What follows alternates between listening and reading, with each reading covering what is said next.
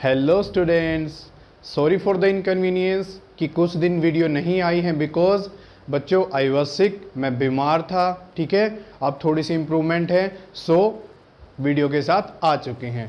Don't worry, आपका syllabus complete होगा। ठीक है, टेंशन लेने की कोई बात नहीं है। ठीक है, आज हम बोल सकते हैं that is the final lecture of units and measurement. आज ये चैप्टर कंप्लीट हो जाएगा। ठीक है बच्चों, हमारा जो टॉपिक चल रहा था वो टॉपिक क्या था? Application of dimensional analysis. Application क्या थी आपके पास? देखो, convert a physical quantity from one system of units to other. ये हमने एप्लीकेशन देख लिया था। एक इसका एग्जाम्पल देख लेते हैं। फाइन, एग्जाम्पल से और अच्छे से क्लियर हो जाएगा। फाइन, और जो बाकी के न्यूमेरिकल हैं वो हम न्यूमेरिकल सेक्शन में करेंगे। देखो सॉल्यूशन क्या, बहुत आसान है। इसका जो फाइनल रिजल्ट था वो क्या आया था आपके पास? N1 U1 ये हमने निकाला था, इसका यूज़ किया था N2 U2। कोई दिक्कत है यहाँ तक? आई होप कोई प्रॉब्लम नहीं है।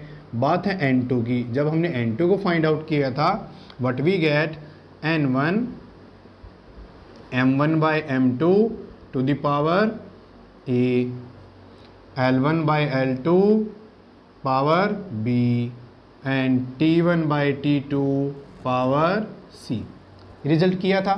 इस एप्लीकेशन का रिजल्ट यही है, सबसे इंपॉर्टेंट रिजल्ट है। फाइन, इसका यूज़ करना। देखो, if the value of universal gravitational constant in SI system is 6.6 10 की power -11 newton metre square kilogram -2। ठीक है, then find its value in CGS system.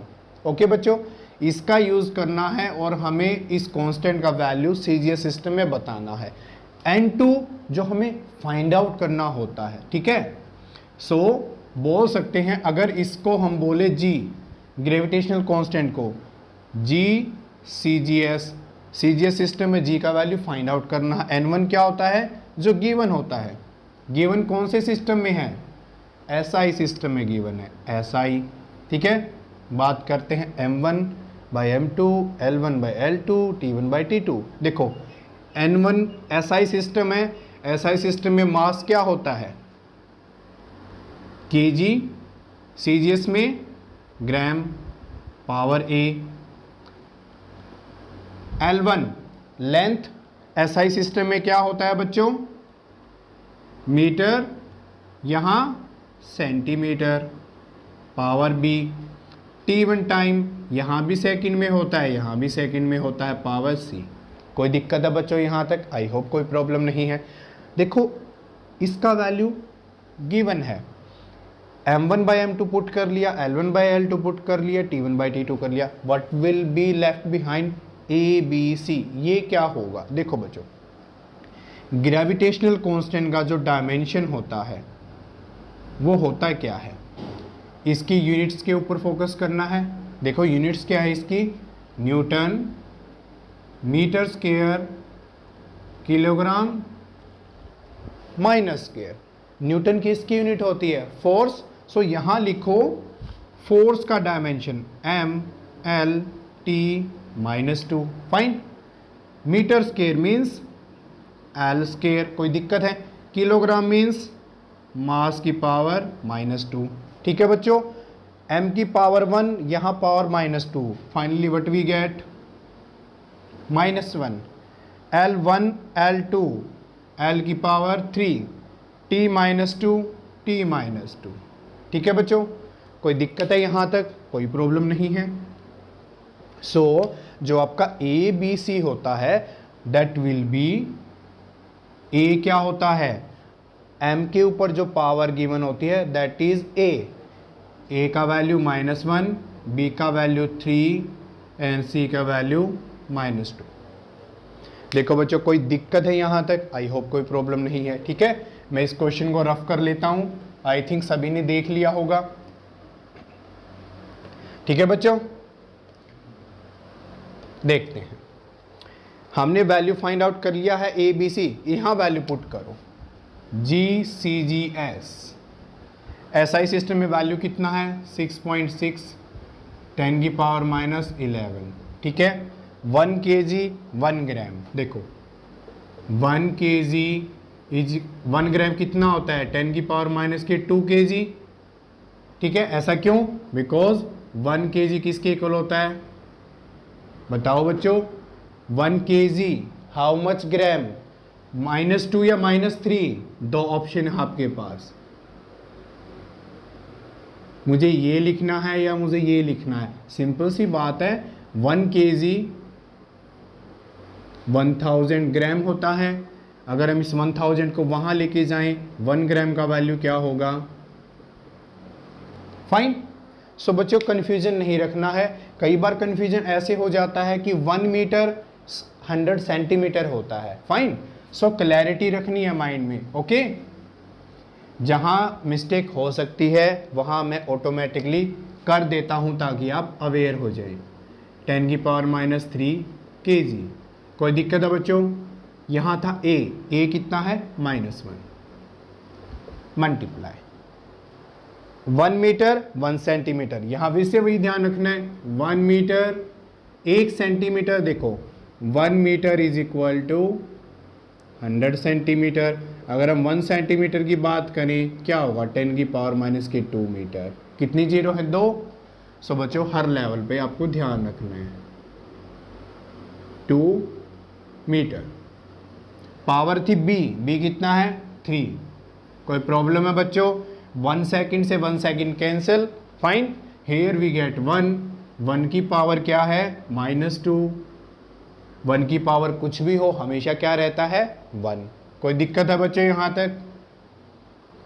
I hope कोई प्रॉब्लम नहीं है। Let us solve it. 6.6 10 की power -11, kg से kg cancel, metre से metre cancel. ये 1 की पावर कुछ भी हो 1 होता है। हेयर वी गेट, यहाँ -3 नीचे है, ऊपर -1 है, माइनस इसको ऊपर लेके जाओ, वी गेट +3 की पावर -1। ठीक है बच्चों, इसको ऊपर लेके जाओ, 10 की पावर 2 की पावर 3, 1 इज़ 1। फाइन। 6.6 10 की पावर -11 +3 इंटू -1 10 की पावर -3 और 10 की पावर 6, 3 इंटू 2 6।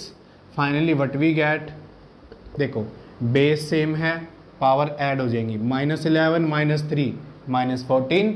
फाइन। और ये क्या आपके पास प्लस का 6, -14 + 6 कितना होगा? -8, 10 की power -8। So that will be your value in the CGS system. Fine. इसका यूनिट क्या होगा? डाइन। क्या होगा बच्चों?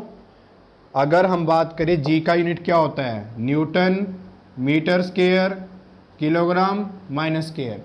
न्यूटन फोर्स की यूनिट होती है SI सिस्टम में।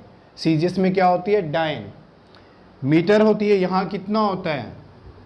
सेंटीमीटर स्क्वायर एंड ग्राम -2। मुझे बताओ यहाँ तक कोई प्रॉब्लम है किसी को? आई होप कोई दिक्कत नहीं होगी। सो बच्चों कहने का मतलब मेरा क्या है, द मेन पॉइंट इज कि हमें जिस भी क्वेश्चन को सॉल्व करना है, ठीक है, इस एप्लीकेशन के लिए बहुत इंपॉर्टेंट होता है। ठीक है, इसी तरीके से हम सॉल्व कर सकते हैं कि आपका 1 न्यूटन 10⁵ डाइन के इक्वल होता है। Solve it. फाइन। हम न्यूमेरिकल सेक्शन में सब कुछ करेंगे। ये एग्जांपल यहाँ इसलिए करवाया है ताकि ये कॉन्सेप्ट समझ में आए। फाइन। अब हम चलते हैं सेकंड एप्लीकेशन पर। सेकंड एप्लीकेशन क्या बोलती है बच्चों? रीड करो फटाफट। देखो हम इसको रीड कर लेते हैं। Check the dimensional correctness of a given physical equation. ठीक है बच्चों, कोई भी गिवन फिजिकल इक्वेशन हो सकती है, उसकी डायमेंशनल करेक्टनेस चेक करनी है, क्या वो डायमेंशनली करेक्ट है या नहीं है। इतना ही मतलब है इसका। Let us see. देखो, let us take an equation of motion. Let us take an equation of motion. ये बच्चों आपने 10th क्लास में किया था। ठीक है, हम डिटेल में करेंगे। सर डोंट वरी कि मैं यहाँ क्या यूज कर रहा हूँ, सिर्फ इस मोमेंट के लिए समझना है, ठीक है। v is equal to u plus a t, ये इक्वेशन हमने देखा है, फाइन। ये कहाँ से डिराइव होती है, मतलब क्या होते हैं, सब देखेंगे कब, जब हमारा टॉपिक आएगा, ठीक है। So don't worry. देखो v क्या होता है, final velocity, initial velocity, acceleration, and this is time. ये क्या कहता है, check the dimensional correctness of a given physical equation. यहां करो apply the dimension formula, apply dimensional formula both sides, what we get, क्या मिलेगा हमें। देखो वेलोसिटी का क्या होता है, एल टी माइनस वन, ये भी वेलोसिटी है L T minus one, plus acceleration का क्या होता है एल टी माइनस टू, और ये क्या है टाइम ओनली टी। ठीक है बच्चों, एक स्टेप और लिख लेते हैं, L T minus one, L T minus one, L okay minus two plus one, T minus one, fine. ध्यान से देखो, हर एक जो टर्म्स है आपके पास, कौन सी, this one and this one, left hand side, right hand side, सारे के सारे जो आपके डायमेंशनल फॉर्मूले हैं, L T minus one, L T minus one, L T minus one, अगर ऐसा है it means equation dimensionally correct है। कैसी करेक्टनेस है, डायमेंशनली करेक्टनेस, फाइन। कोई दिक्कत है बच्चों, यहां से एक बहुत अच्छा कंसेप्ट निकल के आता है, नोट डाउन करो, नोट बना के। वो क्या, देखो हमने इस टर्म के अंदर इस कंप्लीट टर्म को क्या किया है, ऐड किया है। कब ऐड किया है, जब दोनों का डायमेंशनल फॉर्मूला सेम है। अब यहां लिख सकते हो बच्चों, क्या लिखोगे, only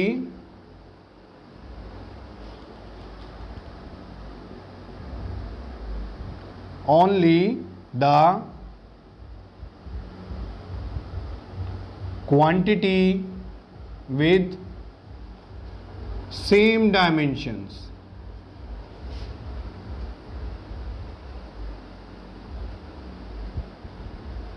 can be added or subtracted। कुछ भी हो सकता है, कोई दिक्कत है यहां तक बच्चों, नहीं। मीन्स कहने का मतलब क्या है, देखो बच्चे ये बहुत इंपॉर्टेंट रिजल्ट है कि हम फिजिक्स में कौन सी क्वांटिटी को ऐड कर सकते हैं, कौन सी क्वांटिटी को ऐड नहीं कर सकते। मींस वेलोसिटी को वेलोसिटी में ही ऐड किया जा सकता है, वेलोसिटी को स्पीड एक्सेलरेशन में ऐड नहीं कर सकते, वेलोसिटी को टाइम में ऐड नहीं कर सकते। ऐसा क्यों, बिकॉज डायमेंशन अलग अलग हैं, ठीक है। यहाँ अगर वेलोसिटी है, यहाँ भी वेलोसिटी है। अब कुछ बच्चे सोच रहे होंगे कि सर यहाँ एक्सेलरेशन है, यहाँ टाइम है, बट बच्चों जब दोनों को हम कंबाइन करते हैं ये किसका डायमेंशन बनता है, वेलोसिटी का डायमेंशन, ठीक है। कोई दिक्कत है यहाँ तक, आई होप कोई प्रॉब्लम नहीं होगी, ठीक है बच्चों। So this is your second equation, इस इक्वेशन को ऐसे ही करना है, ठीक है। अब हम बात करते हैं थर्ड वन की।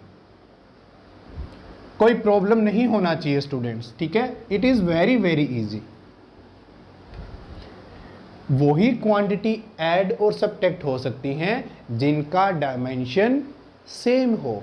Velocity can be added into velocity, लिख भी सकते हो, देख भी सकते हो। देखो वेलोसिटी प्लस वेलोसिटी सही है, velocity plus time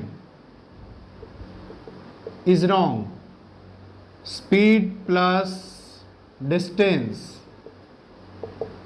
wrong. I think समझ में आ गया होगा। टाइम प्लस टाइम, टाइम के अंदर टाइम को ऐड कर सकते हो, दैट इज ओके, ठीक है। This are the few examples, ठीक है। तो फिजिक्स में इस चीज को ध्यान रखना है। अब हम बात करते हैं थर्ड वन, लिखो बच्चों, establish relations among various physical quantities, very important for competition point of view। ठीक है बच्चों, establish relations among various physical quantities, कैसे देखो, let Q be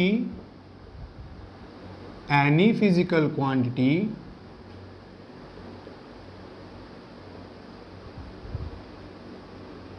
Q be any physical quantity which depends upon Q1, Q2, Q3, Q1, Q2 and Q3। ठीक है बच्चों, ये जो क्वांटिटी है Q1, Q2, Q3 पर डिपेंड करती है। मतलब क्या है, Q is proportional to Q1, Q2, Q3। क्या ऐसे ही करती है? नहीं, कुछ पावर भी हो सकता है। अब हमें क्या पता Q1 का कितनी पावर पे डिपेंडेंस है। एग्जाम्पल देख लेते हैं ताकि आपको ये फॉर्मेट क्लियर हो। देखो, हमें पता है स्पीड क्या होता है बच्चों, डिस्टेंस अपॉन टाइम। हम 10th क्लास से जानते हैं इस बात को। ठीक है, ध्यान से देखो, अगर हम स्पीड को लिखें डिस्टेंस की पावर 1 एंड टाइम की पावर -1, सो हमें यहाँ पता है कि डिस्टेंस की पावर 1 है और टाइम की पावर -1 है। Like a, b and c, means जो क्वांटिटी Q1, Q2, Q3 है उसकी कुछ पावर भी हो सकती है, प्लस माइनस कुछ भी हो सकता है। ठीक है, इंटीजर भी हो सकता है, फ्रैक्शनल वैल्यू भी हो सकता है, कुछ भी हो सकता है। ठीक है बच्चों, कोई दिक्कत है यहां तक? आई होप कोई प्रॉब्लम नहीं है। सो Q क्या होगा, इसको हटाएंगे, सम कांस्टेंट, Q1 की पावर A, Q2 की पावर B, Q3 की power C। Fine, here K is the dimensionless constant, K is the dimensionless constant। ठीक है, सो इसका डायमेंशन में कोई फर्क नहीं पड़ेगा। हमें फॉर्मूला किसका बताना है, इसका। तो अब क्या करेंगे, जब हम इतना लिख लेते हैं, इसके बाद क्या करना है, अप्लाई डायमेंशनल फॉर्मूला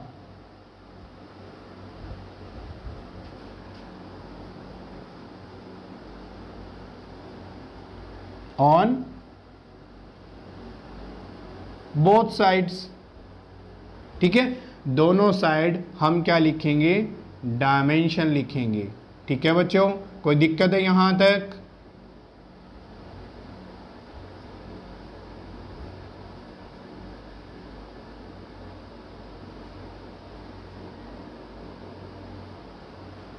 दोनों साइड जो भी आपके पास क्वांटिटी है बच्चों, उनका डायमेंशन फॉर्मूला लिखेंगे। अब आपको पता है left hand side right hand side के क्या है, इक्वल है। ठीक है, सो हम क्या करेंगे, पावर्स का कंपैरिजन करेंगे और फॉर्मूला डिराइव कर लेंगे। ओके बच्चों, अब इसका एक अच्छा सा एग्जाम्पल देख लेते हैं, ताकि अगर कोई इसके समझने में डाउट है, एग्जाम्पल के थ्रू वो क्लियर हो जाएगा। ठीक है बच्चों, अब हम देखते हैं जो एप्लीकेशन थर्ड है इसके लिए example. Fine, now question for the third application of what, dimensional analysis. ठीक है बच्चों, इस क्वेश्चन को रीड कर लेते हैं, देन बड़े अच्छे से समझेंगे। देखो कहता क्या है, consider a simple pendulum having a bob attached to a string that oscillates under the action of force of gravity. Fine, suppose the period of oscillation depends upon L। देखो बच्चों, मैं डायग्राम बना देता हूं, कंफ्यूजन नहीं होना चाहिए कहीं पर। ठीक है, देखो ये आपके पास एक पेंडुलम है, ये L है, ये मास M है। फाइन, ये कैसे ऑसिलेट करेगा, लाइक दैट। ठीक है, सो ये क्या होगा, इसका ऑसिलेशन का पाथ होगा। एक बार थोड़ा अच्छे से बना लेते हैं। सो पेंडुलम ऐसे ऐसे ऑसिलेट करेगा, ये मास m है बोब का। सो जो आपके पास क्या है, पीरियड ऑफ ऑसिलेशन। मैंने बार बार बताया था, क्या बताया था कि एक पेंडुलम है उसका टाइम पीरियड होता है क्या है। देखो ये मीन पोजीशन से स्टार्ट होता है, यहाँ जाएगा इन दिस डायरेक्शन, यहाँ से वापस आएगा इन दिस डायरेक्शन, यहाँ से फिर जाएगा मीन पोजीशन पर, मीन पोजीशन से स्टार्ट होके वापस मीन पोजीशन पर आ जाता है, तभी क्या बनता है, time period of a oscillation. अब ये कहता क्या है बच्चों, जो ये आपका टाइम पीरियड है किस पे डिपेंड करता है, l m g, fine. Power कुछ ना कुछ तो होगा, let us suppose a b c, यही पावर हमें फाइंड आउट करना होता है।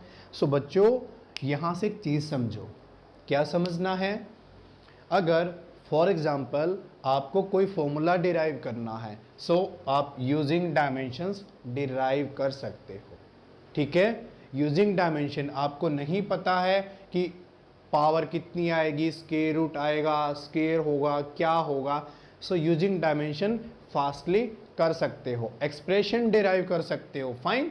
अदरवाइज किसी और तरीके से हम देखेंगे कि इसको डिराइव कैसे किया जाता है, कब, जब ये हमारा चैप्टर आएगा, ठीक है बच्चों। यहाँ इसको समझना है, देखते हैं। इसको हटाएंगे सो सम कांस्टेंट के, एल की पावर ए, एम की पावर बी, जी की पावर सी। के क्या था बच्चों, डायमेंशनलेस कांस्टेंट, कोई फर्क नहीं पड़ता इससे, ठीक है। के क्या है आपके पास, डायमेंशनलेस। जो ये कांस्टेंट होता है वो आपके पास एक्सपेरिमेंटल निकल जाएगा, ठीक है। ये क्या था, डायमेंशनलेस कांस्टेंट। बात करते हैं इसकी, यहां क्या करना है, दोनों तरफ मैंने क्या बोला था, अप्लाई डायमेंशंस, ठीक है। सो रीराइट द इक्वेशन विद, किसके साथ लिखना है, डायमेंशंस के साथ लिखना है, ठीक है बच्चों। ध्यान से देखो, टाइम पीरियड है, टाइम का डायमेंशन क्या होता है, टी होता है, कोई बड़ी बात नहीं है। के का हमें लिखना नहीं है क्योंकि डायमेंशन लेस है, फाइन। डायमेंशन लेस का मीनिंग क्या होता है, एम की पावर 0, एल की पावर 0, टी की पावर 0, किसी की भी पावर 0 होती है तो क्या होता है 1, सो बेसिकली इसको 1 लिख सकते हैं। अब 1 को लिखो या ना लिखो कोई फर्क नहीं पड़ता, ठीक है बच्चों। देखो लेंथ एल की पावर ए, मास की पावर बी, ग्रेविटी क्या है, acceleration due to gravity, basically है क्या, एक्सेलरेशन। एक्सेलरेशन का डायमेंशन क्या होता है, एल टी -2 की पावर सी। कोई दिक्कत है बच्चों, पहले इसको अच्छे से लिख लेते हैं, एम की पावर 0, एल की पावर 0, टी की पावर 1। क्या मैं इसको ऐसे लिख सकता हूँ, लिख सकता हूँ, बिकॉज इसका मीनिंग तो 1 ही है। एल की पावर ए है, यहाँ एल की पावर सी है, कंबाइन करो एल की पावर ए प्लस सी, फाइन। पहले m लिख लेते हैं बच्चों क्योंकि हर बार हम m को लिखते हैं, ठीक है। m की पावर कितना है, b, l की पावर a प्लस c यहाँ से आ जाएगा आपके पास। नाउ टाइम, टाइम की पावर कितनी है, -2c। कोई दिक्कत है बच्चों, देखो M L T base same है, लेफ्ट और राइट इक्वल हैं, सो पावर को कंपेयर कर सकते हैं, ठीक है। सो लिखो बच्चों, compares the power, compares the power on both sides. देखो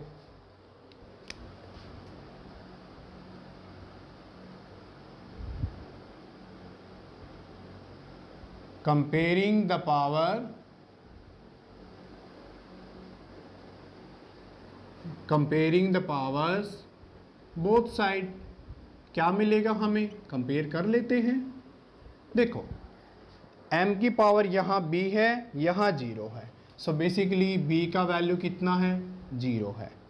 l की पावर यहाँ 0 है, यहाँ a प्लस c है, सो a प्लस c का वैल्यू कितना है, 0 है।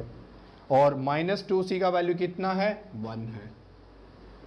हमारा टास्क क्या था बच्चों, a b c का वैल्यू फाइंड आउट करना। वैल्यू पुट करेंगे, फॉर्मूला बन जाएगा, फाइन। देखो b का वैल्यू आ चुका है, सी का वैल्यू यहाँ से फाइंड आउट कर लेंगे, कितना होगा -½ सी का वैल्यू यहाँ रखो, ए का वैल्यू मिल जाएगा +½ कोई दिक्कत है बच्चों? सो आपके पास तीनों के तीनों वैल्यू आ चुके हैं। वो क्या वैल्यूज हैं?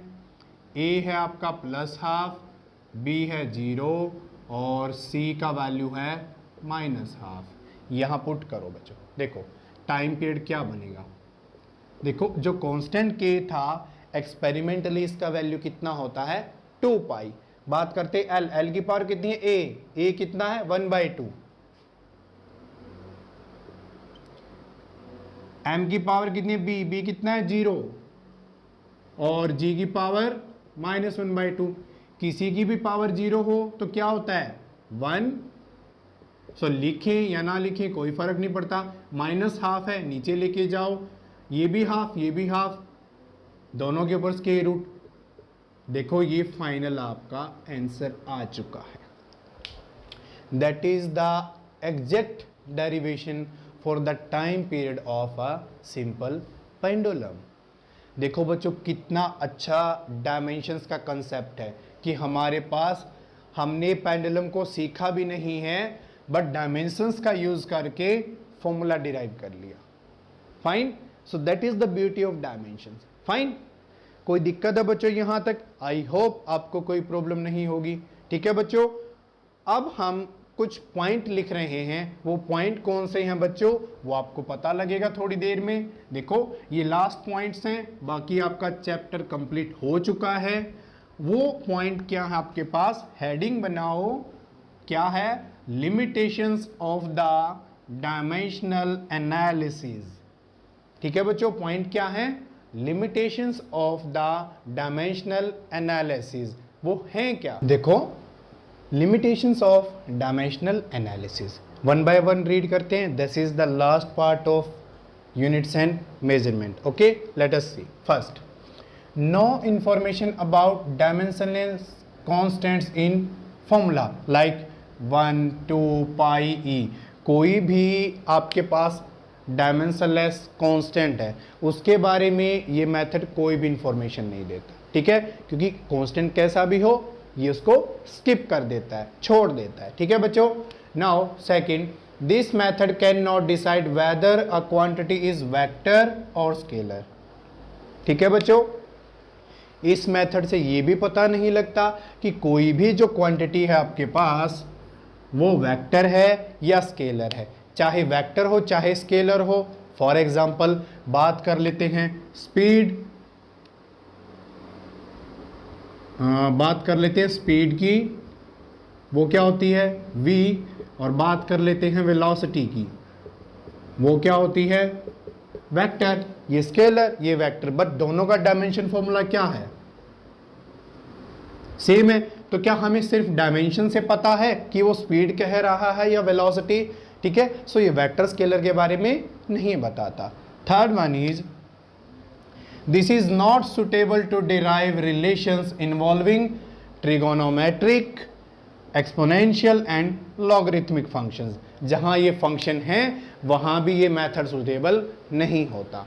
Last but very important, it can only check on whether a physical equation is dimensionally correct।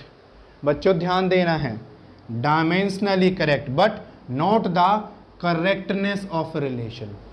ये सिर्फ हमें बताता है कि वो इक्वेशन डायमेंशनली सही है, क्या वो एक्चुअल में सही है या नहीं इन टर्म्स ऑफ फिजिक्स उसके बारे में नहीं बताता। एग्जाम्पल देख लेते हैं। देखो v is equal to u plus a t, L T minus one, इस टर्म का भी डायमेंशन LT-1। अगर मैंने यहाँ हाफ लगा दिया LT-1, इसका भी LT-1, बट ये इक्वेशन सही है और ये फिजिकली गलत है। किसकी टर्म्स में, फिजिक्स की वजह से ये गलत है। सो डायमेंशनली ये भी सही है ये भी सही है, but originally in terms of physics this is wrong this is right. So ये भी क्या है, लिमिटेशन है। ठीक है बच्चों, सो स्टूडेंट्स आज के लिए हम इतना ही करते हैं। यूनिट्स एंड मेजरमेंट का जो हमारा टॉपिक था as per the syllabus by the Haryana board, by any other state board or by the CBSE complete हो चुका है। ठीक है बच्चों, आराम से देख लेना है। ठीक है, इसके साथ साथ ये सिर्फ क्या था, सिलेबस था। ठीक है, NCERT का। इससे आगे जब आपकी जो एक सीरीज स्टार्ट होगी वो सिर्फ किस पे बेस होगी बच्चों, IIT और नीट। वहां सिर्फ हम न्यूमेरिकल्स के ऊपर फोकस करेंगे। ठीक है, बिकॉज फाइनली जो हमारा एम है नीट डॉक्टर बनना है, इंजीनियर बनना, IIT NIT लेनी है, एम्स लेना है, वो क्या होगा, सिर्फ इससे काम नहीं चलेगा। ठीक है, that is syllabus, it's okay, but हमें सिलेबस से बाहर निकलना है। ठीक है बच्चों, सो आप कनेक्टेड रहिए। बहुत जल्द IIT की और एम्स की स्पेशल सीरीज बनने जा रही है। ऐसा इसलिए किया था वेट मैंने, क्योंकि एक चैप्टर करवाने के बाद बच्चे फिजिक्स से फेमिलियर हो जाते हैं। फाइन, अब तक आपको फिजिक्स का लेवल पता लग चुका होगा, अब आपका लेवल और इंक्रीज होगा।